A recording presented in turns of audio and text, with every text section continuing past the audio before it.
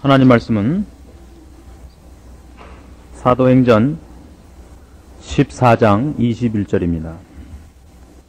사도행전 14장 21절입니다.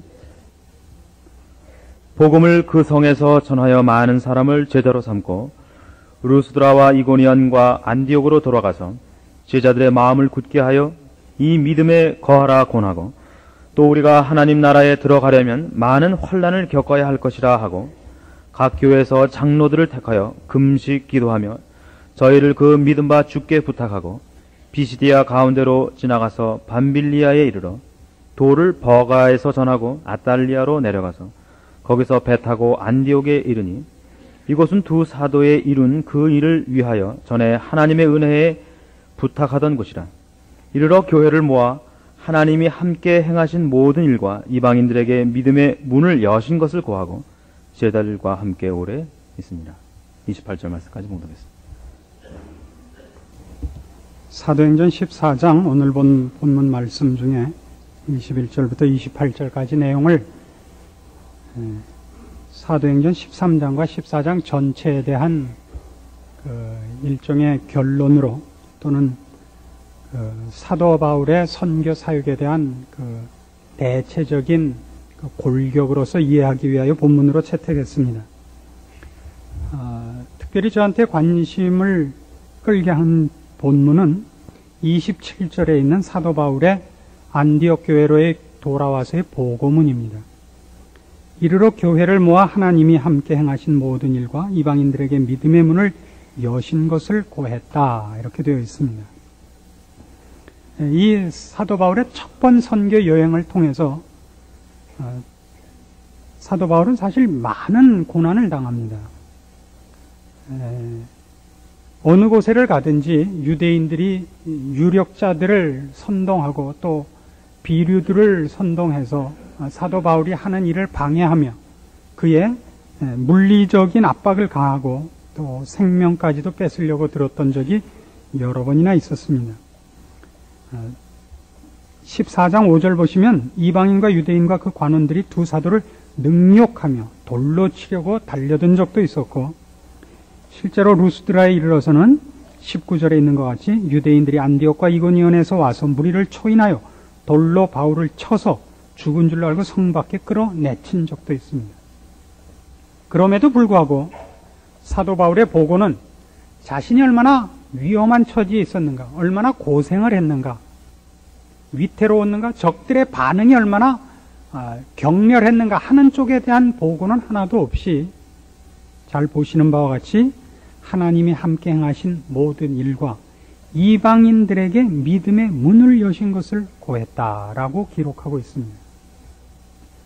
일부러 이렇게 맞춘 건 아닙니다만 오늘 헌당하는 날과 맞춰서 오늘 본문이 거기에 부합되는 것이 맞게 되어서 참 저는 속으로 좋습니다.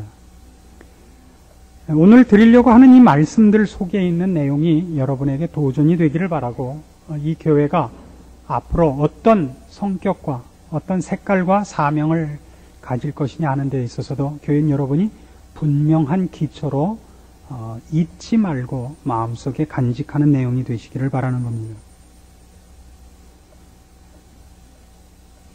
사도 바울의 초대교회에서의 그의 사역과 오늘날 우리의 신앙과를 비교해보면 가장 큰 차이가 나는 것이 뭐냐 할 때 그 신앙 행위의 적극성에 있어서 큰 차이가 납니다. 사도 바울의 전 사역을 통틀어 볼 때 사도 바울의 사역의 가장 중요하고 특징을 이루는 것은 그가 알고 있는 복음의 비밀, 예수 그리스도 십자가의 은혜됨과 그 부르심에 관한 것을 전하는 일이 얼마나 크게 적극성을 띠고 있는가 하는 것입니다. 거기에 비하면 오늘날 현대 교인들은 예수를 믿는다는 것이 굉장히 소극적입니다. 어떻게 적극적이고 어떻게 소극적이냐 하는 것은 우리가 말씀을 따라서 좀 더 구체적으로 살펴보겠습니다만은, 그것보다 더 중요하게 왜 그런 신앙 상태의 차이를 초래케 했느냐 하는 원인을 규명해야 될 줄로 압니다. 사도 바울은 어떻게 그의 사역을 이렇게 말하자면 적극성을 띠고 하고, 오늘날 우리들은 우리 중에 저는 빠집니다마는 이렇게 소극적으로 하게 됐느냐 하는 것입니다. 이것이 오늘 본문 속에서 분명하게 드러나기를 바랍니다. 그의 적극성은 이런 데 있습니다. 예수 그리스도와 예수 그리스도의 십자가 사역이 갖는 내용, 즉 복음의 비밀의 내용이 어떻게 권위적인 것인가 하는 것에 대한 이해로 말미암은 적극성입니다. 사도행전 4장 말씀으로 갑시다. 10절 말씀부터 옵니다. 사도행전 4장 10절. 너희와 모든 이스라엘 백성들은 알라. 너희가 십자가에 못 박고 하나님이 죽은 자 가운데서 살리신 나사렛 예수 그리스도의 이름으로 이 사람이 건강하게 되어 너희 앞에 섰느니라. 이 예수는 너희 건축자들의 버린 돌로서 집 모퉁이의 머릿돌이 되었느니라. 다른 이로서는 구원을 얻을 수 없나니 천하 인간의 구원을 얻을 만한 다른 이름을 우리에게 주신 일이 없음이니라. 여기에 바로 그 적극성이 서 있을 수 있는 사도 바울 신앙의 기초가 있습니다. 그건 예수 그리스도에 관한 그의 믿음입니다. 예수 그리스도의 이름 외에 구원을 얻을 다른 방법이 없고, 구원을 얻지 못하면 인간은 심각한 그 형벌의 자리를 면할 방법이 없습니다. 이것이 그를 적극성을 띠게 하고 권위적이고, 그런 의미에서 타협을 하지 않는 신자로 그의 일생을 걷게 하는 근거가 됩니다. 이거 뭐 뻔한 얘기 같지만 그렇게 만만치가 않습니다. 왜냐하면 오늘날 우리 신자들이 그의 신앙을 적극적으로 살지 않는 가장 큰 이유는 뭐냐 하면, 예수 그리스도 안에서의 그의 영원한 약속들보다 지금 살고 있는 현세에서의 필요성이 그를 더 많이 움직이기 때문입니다. 이것이 우리에게 있어서는 아주 심각한 문제입니다. 우리가 예수를 믿지 않는 사람이라고 한다면 그게 뭐 어떻게 산들 상관이 없지만, 예수를 믿는다는 말 속에는 세상 사람들이 십자가에 못 박은 예수를 믿는다는 말을 분명히 자신이 이해하고 믿는다고 얘기를 해야 됩니다. 예수를 믿는 것은 세상과 타협할 소지가 전혀 없어지는 것입니다. 그건 방법이 없습니다. 우리 예수 믿는 사람들이 예수 그리스도를 높이며 그의 십자가 사역을 증거하고 다니는 모든 일에 그의 전 평생을 겁니다. 그 인생의 가장 큰 보람으로 삼고 가장 큰 책임과 사명으로 알고 삽니다. 나와 내 인생을 통하여 우리 하나님이 영광 받으시고 십자가의 비밀이 더 많이 증거되기를 바라는 것, 이것이야말로 신자의 최고의 소망이어야 됩니다. 그러나 현실적으로 신자들의 신앙생활이라는 건 대부분 이 세상을 살아나가는 도움을 주는 것으로서 기독교가 오용되기 일쑤입니다. 그래서 이 문제는 성경이 얘기하는 것과 얼마나 다르냐 하면 말이죠. 사도행전 13장으로 다시 돌아가 보시면 우리의 인생관 자체에 대해서 성경적 인생관과 우리가 쉽게 세상적인 인생관으로 우리를 타협하고 있는 것과의 사이에 분명한 선을 그어야 될 것을 요구받게 됩니다. 13장 2절 보십시오. 주를 섬겨 금식할 때 성령이 가라사대 내가 불러시키는 일을 위하여 바나바와 사울을 따로 세우라. 내가 불러시키는 일. 그러니까 이 바울과 바나바의 사역의 적극성과 그 비타협성을 가지게 하는 그 근거는 어디에 있느냐? 그가 자기 인생을 살지 않고 그에게 어떤 일을 맡기신 분의 분부를 지키고 있기 때문에 그렇습니다. 4절엔 이렇게 되어 있습니다. 두 사람이 성령의 보내심을 받아 이제 우리가 알고 있는 13장과 14장에 기록된 선교 사역을 떠납니다. 주인이 시킨 일을 하러 간 것과 지가 하고 싶은 일을 하는 것과는 그건 아주 인생관이 다를 수밖에 없습니다. 이것이 오늘날 우리가 물어봐야 할 것입니다. 우리의 인생이 우리가 정한 것이냐 하나님이 정한 것이냐에 대하여 분명한 나름대로의 선택이 있어야 됩니다. 하나님을 믿는 것이 자기 인생과 자기 욕심을 채우는 부수적 수단으로 동원되지 않도록 여러분 스스로를 분명하게 확인해 보셔야 됩니다. 자기를 속이지 마시고 하나님을 속이지 마시기를 바랍니다. 이 문제에 대해서 얼마나 우리가 타협할 수 없는 문제냐 하면 갈라디아서 1장에는 이런 식으로 기록되는 것을 봅니다. 갈라디아서 1장 6절 말씀 봅니다. 신약성경 302페이지입니다. 그리스도의 은혜로 너희를 부르신 이를 이같이 속히 떠나 다른 복음 쫓는 것을 내가 이상히 여기노라. 다른 복음은 없나니 다만 어떤 사람들이 너희를 요란케 하여 그리스도의 복음을 변하려 함이라. 그러나 우리나 혹 하늘로부터 온 천사라도 우리가 너희에게 전한 복음 외에 다른 복음을 전하면 저주를 받을지어다. 이 신자로서 이건 분명한 것입니다. 그러니까 우리가 살아가는 우리의 인생 항로에 있어서 내가 지금부터 무엇을 목표로 하고 무엇을 가치로 두고 어떤 원리와 방법과 형태로 살 것이냐에 있어서 하나님께서 요구하신 내가 불러시키는 일, 내가 보낸 일, 이것 외의 것으로 우리의 인생 항로가 변경되고 목표와 방법과 원리가 변형되어 있다면 그건 저주를 받을지어다에 해당하는 것이죠. 누가 그렇게 했어도. 이것만은 교회가 꼭 지켜야 되는 가장 중요한 근거들입니다. 이걸 놓치면 그건 교회가 아닙니다. 그리고 신자도 아닙니다. 교회를 아름답게 꾸미고 많은 사람을 유혹하는 것이 교회의 임무가 아닙니다. 교회의 임무란 흑암한 세상 속에 빛을 던지러 가는 것이요. 십자가를 반대하는 자들 앞에 너희가 버린 이 예수가 사실은 우리 구원의 유일한 문이다라고 외치러 가는 것입니다. 그것은 어쩌면 우리의 세상살이를 골치 아프게 하고 우리에게 많은 능력과 오해와 곤란한 일을 발생시킬 수도 있습니다. 그럼에도 불구하고 사도행전 20장식으로 얘기를 하자면 찾아보시죠. 우리는 바로 이 일 때문에 왔기 때문에 보냄을 받은 자니까 분명히 이런 자세를 가져야 됩니다. 사도행전 20장 17절입니다. 바울이 밀레도에서 사람을 에베소로 보내어 교회 장로들을 청하니 오매 저희에게 말하되 아시아에 들어온 첫날부터 지금까지 내가 항상 너희 가운데서 어떻게 행한 것을 너희도 아는 바니 곧 모든 겸손과 눈물이며 유대인의 간계를 인하여 당한 시험을 참고 주를 섬긴 것과 유익한 것은 무엇이든지 공중 앞에서나 각 집에서나 꺼림이 없이 너희에게 전하여 가르치고 유대인과 헬라인들에게 하나님께 대한 회개와 우리 주 예수 그리스도께 대한 믿음을 증거한 것이라. 보라 이제 나는 심령의 매임을 받아 예루살렘으로 가는데 저기서 무슨 일을 만날는지 알지 못하노라. 오직 성령이 각성해서 내게 증거하여 결박과 환난이 나를 기다린다 하시나 나의 달려갈 길과 주 예수께 받은 사명 곧 하나님의 은혜의 복음 증거하는 일을 마치려 하면은 나의 생명을 조금도 귀한 것으로 여기지 아니하노라.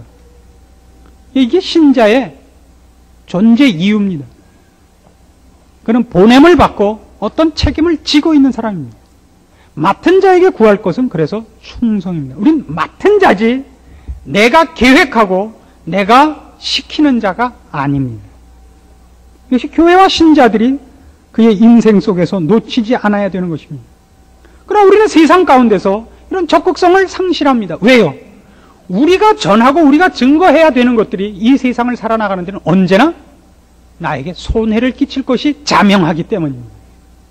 이 세상을 정직하게 살고 주를 두려워하고 사람을 두려워하지 않는 방법으로 살아서 이 세상에서 이익을 보지 못할 것은 너무나 자명합니다. 그래서 우린 다 성경식으로 얘기하면 등불을 켜서 돛박 속에 감춰버렸습니다. 등불을 켜서 등경 위에 놓고 횃불을 높이 쳐든 것이 아니라 다 자루 속에 감춰버리고 말았다 이겁니다. 우리의 신앙은 기껏 이 세상을 살아나가는데 벌어지는 세상으로부터의 고통과 오해와 좌절들을 면하는 나쁜 주문에 불과한 것이 되었습니다. 이건 교회도 신앙도 아닙니다. 이렇게 살아서는 안 됩니다. 우린 복을 구하러 와 있지도 않고 형통을 구하러 와 있지도 않습니다. 우리의 인생과 우리의 야망과 우리의 계획은 십자가 앞에 다 파묻어 버린 지 오래여야 맞습니다. 하나님의 우리에게 계획을 갖고 계시며 우리를 통하여 더 많은 사람 앞에 하나님의 진리와 생명과 영원한 약속과 그리고 은혜와 긍휼과 자비와 구원의 문을 증거하며 선포하라고 우리에게 하루의 삶을 주시는 것뿐입니다. 그것이 우리입니다. 이 일을 놓고 있다면 교회도 아니고 신자도 아니고 사기꾼뿐이죠. 오늘 헌당식을 이제 하게 됐습니다. 기쁜 일입니다. 한 개인보다 교회라는 이름으로 하나님의 하나님 되심이 등불로 나타나면 더 좋죠. 더 크고 힘찬 횃불이 되기를 바랍니다. 다만 이것이 더 많은 사람이 모이고 더 많은 치장이 있고 서로가 서로에게 괜찮다고 얘기해서 서로를 속이는 집단이 되지 않기를 바랍니다.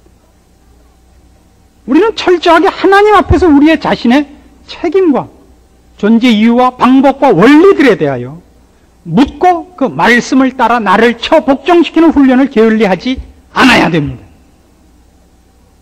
좋은 옷 입고 와서 좋은 찬송 듣고 헌금하고 웃으면서 돌아가는 것이 신앙행위의 전부는 아닙니다. 여러분이 이 세상과 꼭 살벌하게 싸우라는 얘기도 아닙니다.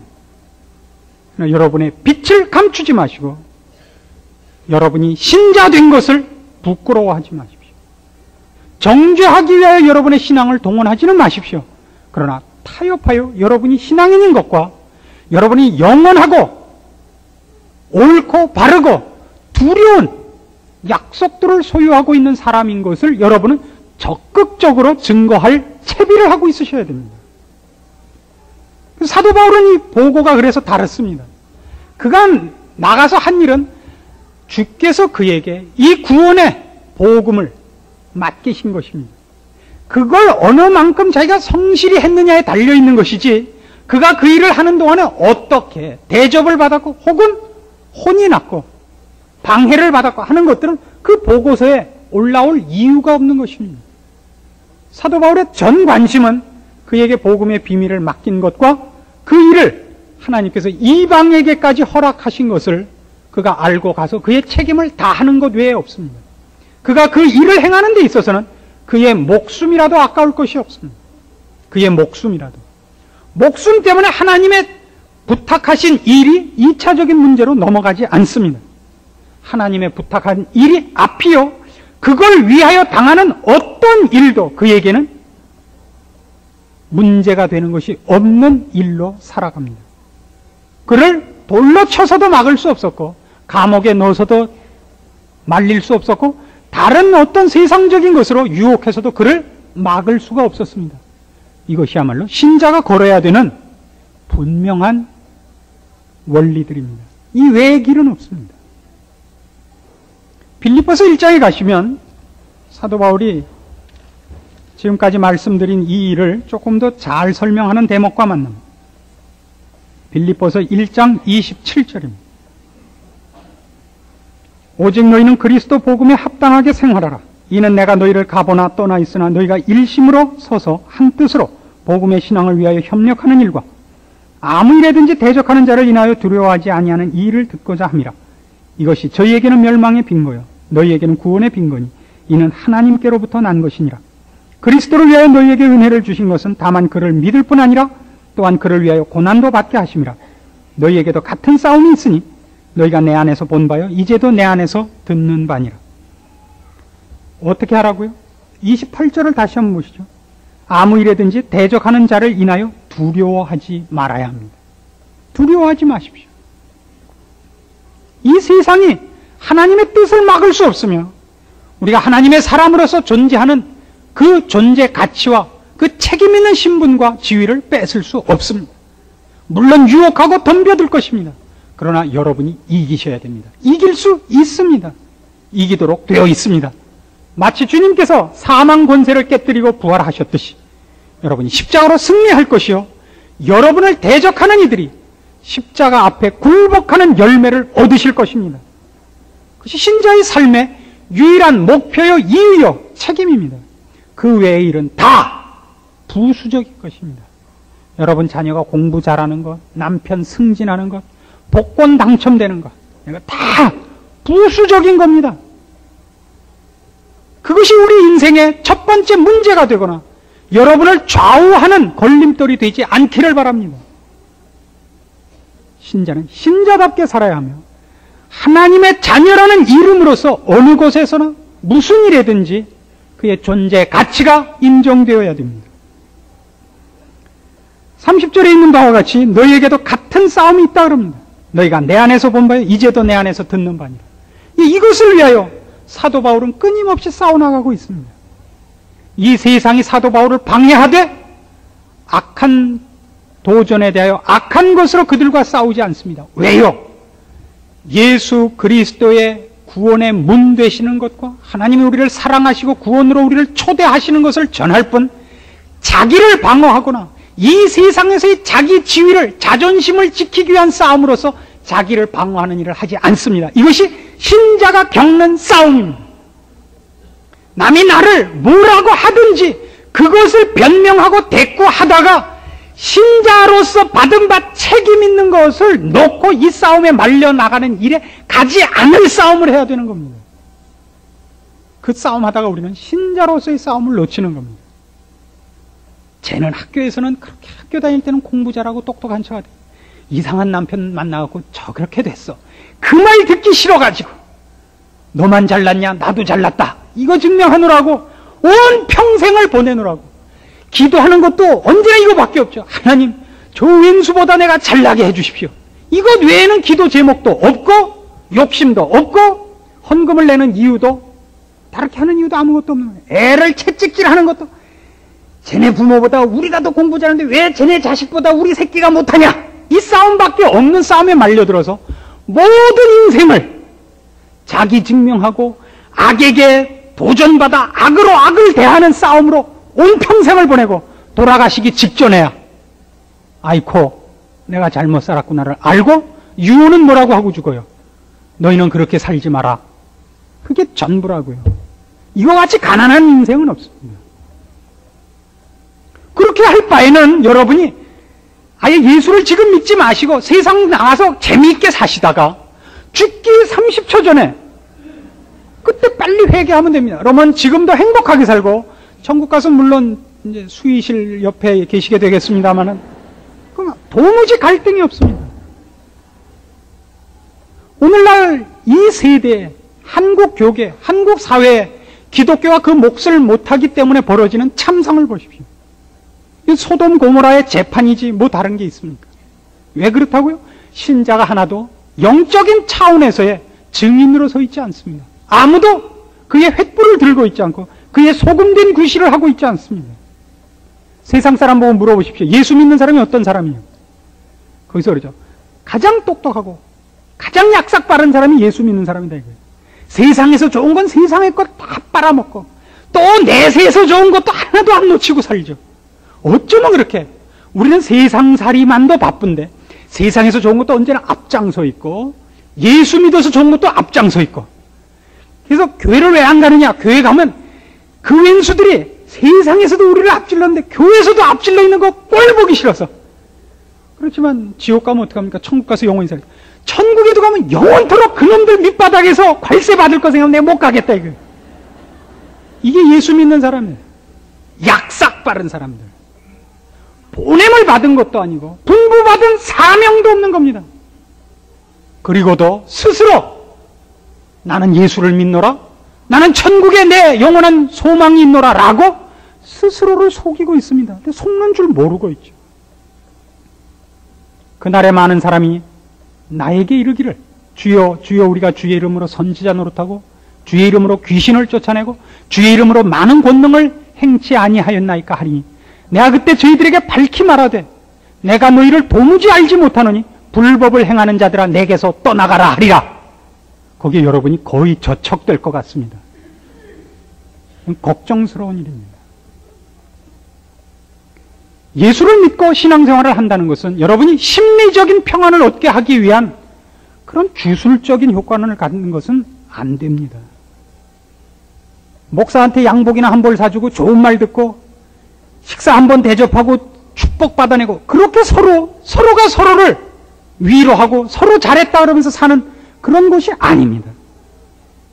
하나님 앞에서 두렵고 떨림을 가지고 책임 맡은 자기의 사명을 그의 인생 동안 성실히 살기 위한 서로 간에 충고가 있어야 되고 격려가 있어야 되고 위로가 있어야 되는 것이 교회야 맞습니다.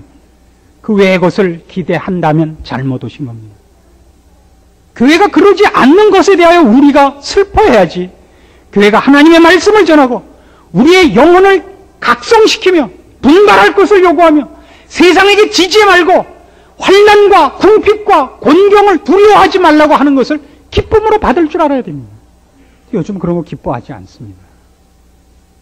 그런 설교를 원하는 자도 없고 하는 자도 줄어들고 있습니다. 이러지 않아야 됩니다. 우리의 복은 하나님께만 있습니다. 하나님께 인정받는 것 외에 우리에게 기쁠 것도 없고 자랑할 것도 없습니다. 이것이 신앙입니다. 여러분들 맨속 깊은 곳에 이것이 있을 것이라고 믿습니다. 살다 보니까, 재미있다 보니까 전부 이것을 많이 놓쳐버리셨고 희석되고 마른 것 같습니다. 그렇지 않습니다. 돌이키실 때가 됐습니다. 돌아오십시오. 돌아오시기를 바랍니다. 제일 재미있게 기록한 구약의 한 사건이 있습니다. 여호수아 1장으로 가보십시오. 구약 성경 320페이지입니다. 여호수아 1장 1절 말씀 봅니다. 여호와의 종 모세가 죽은 후에 여호와께서 모세의 시종 눈의 아들 여호수아에게 일러 가라사대 내 종 모세가 죽었으니 이제 너는 이 모든 백성으로 더불어 일어나 이 요단을 건너 내가 그들 곧 이스라엘 자손에게 주는 땅으로 가라. 내가 모세에게 말한 바와 같이 무릇 너희 발바닥으로 밟는 것을 내가 다 너희에게 주었노니 곧 광야와 이 레바논에서부터 큰 하수 유브라데에 이르는 해쪽 속의 온 땅과 또 해지는 편 대해까지 너희 지경이 되리라. 너의 평생에 너를 능히 당할 자 없으리니 내가 모세와 함께 있던 것 같이 너와 함께 있을 것임이라. 내가 너를 떠나지 아니하며 버리지 아니하리니 마음을 강하게 하라. 담대히 하라. 너는 이 백성으로 내가 그 조상에게 맹세하여 주리라 한 땅을 얻게 하리라. 오직 너는 마음을 강하게 하고 극히 담대히 하여 나의 종 모세가 네게 명한 율법을 다 지켜 행하고 좌로나 우로나 치우치지 말라. 그리하면 어디로 가든지 형통하리니 이 율법책을 내 입에서 떠나지 말게 하며 주야로 그것을 묵상하여 그 가운데 기록한 대로 다 지켜 행하라. 그리하면 네 길이 평탄하게 될 것이라. 네가 형통하리라. 내가 네게 명한 것이 아니냐. 마음을 강하게 하고 담대하라. 두려워 말며 놀라지 말라. 네가 어디로 가든지 네 하나님 나 여호와가 너와 함께 하느니라 하시니라. 모세가 죽고 이제 가나안 땅에 들어가게 되었습니다. 거긴 이미 가나안 7족속이 살고 있습니다. 그들을 몰아내야 됩니다. 여호수아는 큰 전쟁을 예비하고 들어가야 됩니다. 그는 매우 두려워했던 것 같습니다. 그가 가서 해야 될 이 거룩한 싸움, 영적인 싸움에 그는 매우 당황했던 것이 틀림없습니다. 그래서 하나님께서 여호수아를 그 지도자로 불러 세우고서 가장 많이 강조한 것이 무엇이냐면 담대하라, 강하라 하는 얘기입니다. 근데 담대하고 강하라는 그 요구를 무엇을 근거로 주시는지 아십니까? 9절 보십시오. 내가 네게 명한 것이 아니냐.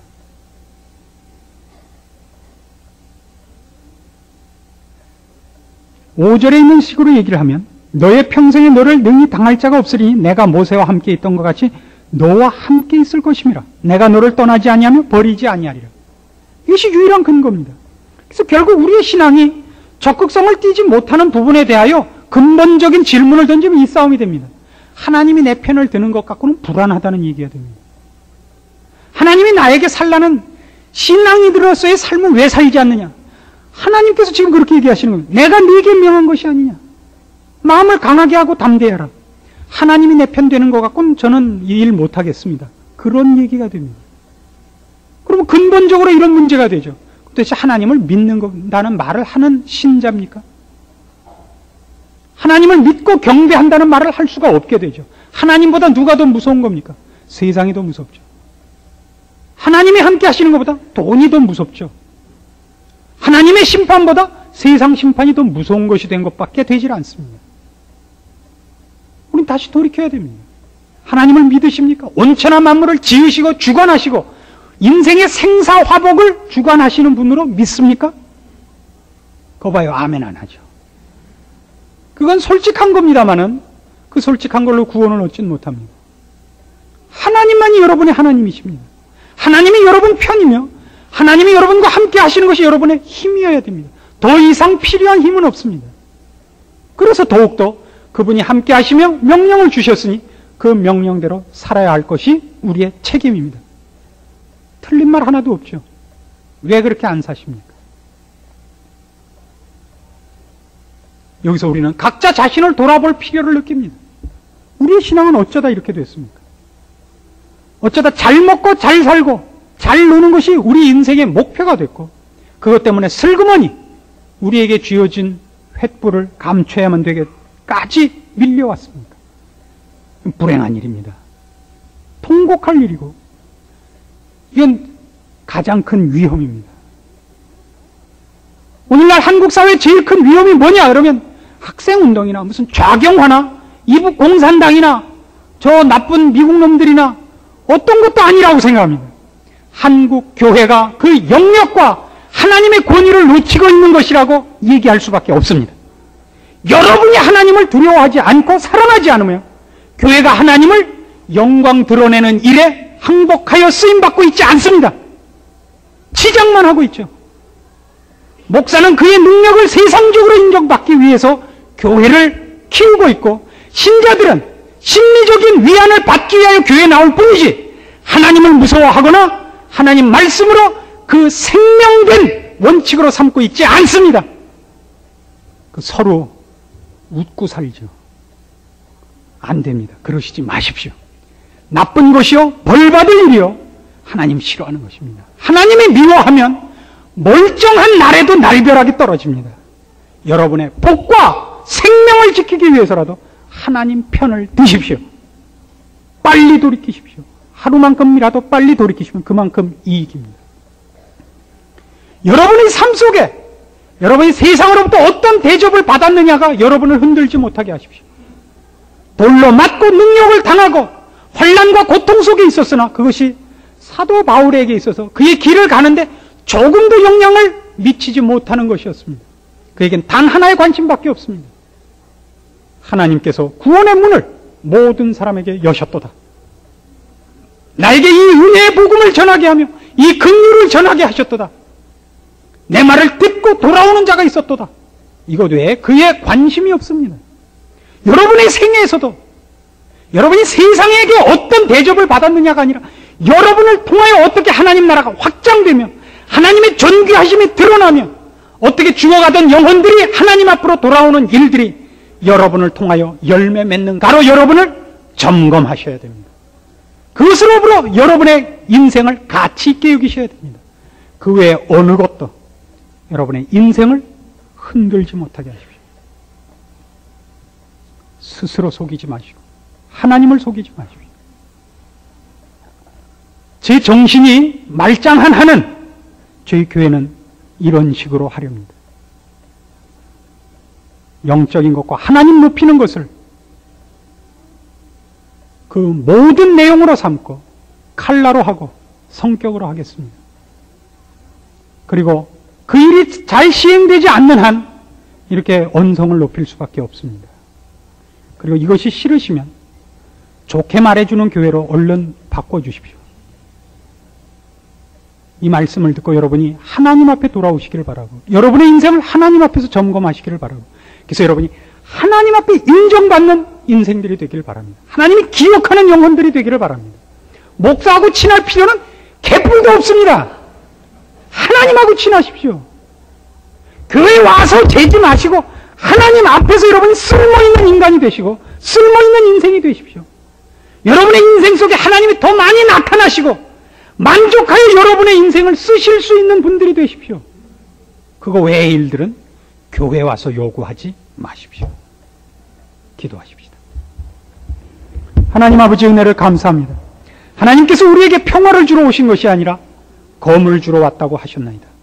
우리는 저 죽어가는 영혼들의 관절과 골수를 찔러 쪼개어 저들을 하나님 앞으로 인도하며 주님 앞에 항복시켜야 할 책임이 있는 사람들입니다. 먼저 하나님 나라와 그의 의를 구할지언정 먹고 마시는 일에 흔들려 우리가 진 책임을 회피하거나 외면하는 자리에 있지 않게 도와주시옵소서. 우리로 강하고 담대하게 하시며 하나님이 나와 함께 하시며 세상 끝날까지 주님이 나를 지키신다는 약속 속에서 세상을 꿰뚫어 저 어두움을 비치는 빛으로 소금으로 우리 하나님의 은혜와 긍휼과 자비와 구원을 전하는 나팔로 우리의 책임을 완수하는 자리를 지키게 하시옵소서. 자기를 속이고 하나님을 속이지 말게 하시고 하나님 앞에서 나를 확인하며 하나님의 인정하시는 그 길로만 우리의 발걸음을 떼어놓는 복되고 충성된 증인으로 살게 하시옵소서. 예수님의 이름으로 기도합니다. 아멘.